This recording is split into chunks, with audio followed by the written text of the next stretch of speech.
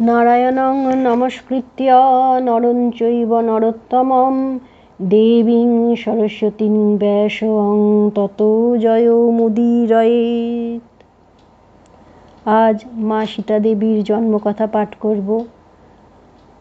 আমরা সকলেই জানি মা সীতা দেবী অজনী সম্ভূতা,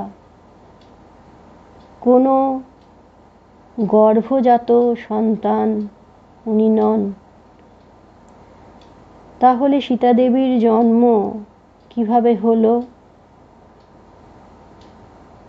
এও কম বেশি জানি যে মা সীতা লাঙলের ফলায় উঠে এসেছিলেন জমি কর্ষণের সময়, তার জন্য তার নাম রাখা হয় সীতা।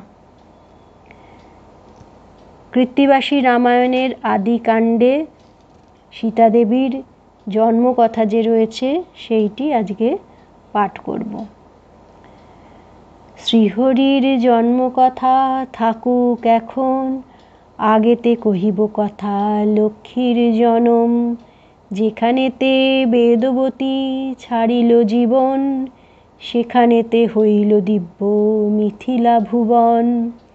তার রাজা হইল জনক নামে ঋষি, পুত্রের কারণে রাজা যজ্ঞভূমি চষি। সহস্তে খেতেতে রাজা চষয়ে লাঙলে, ডিম্ব এক উঠে তার লাঙল শিরালে। ডিম্ব ভাঙি জনক করিল খান খান, কন্যা রত্ন দেখি তাহে লক্ষ্মীর সমান।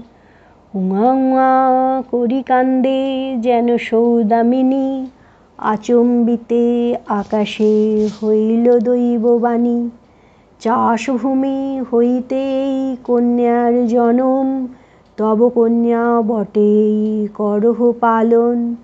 শুনিয়া জনক বড় হরিষ অন্তরে, কন্যা কোলে করিয়া তখন আইল ঘরে।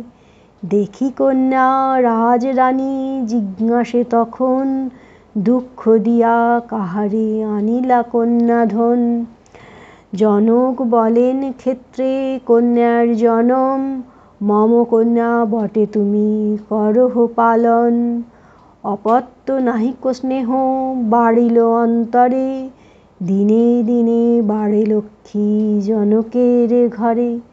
ঘন কেশ পাশ তাঁর যেমন চামর, পাকা বিম্ব ফল তুল্য তাঁর ওষ্ঠাধর। মুষ্টিতে ধরিতে পারি তাঁহার কাঁকালি, হিঙ্গুলে মণ্ডিত পাদ পদ্মের অঙ্গুলি। পরমা সুন্দরী কন্যা যেন হেমলতা, শিরালে হইল জন্ম নাম থইল সীতা। লক্ষ্মীর রূপের কিবা কহিব তুলন, যাঁর রূপে ভুলিলেন নিজে নারায়ণ।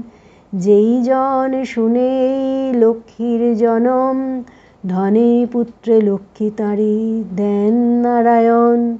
কৃত্তিবাস পণ্ডিত কবিতে বিচক্ষণ, গাইল এ আদিকাণ্ডে লক্ষ্মীর জনম।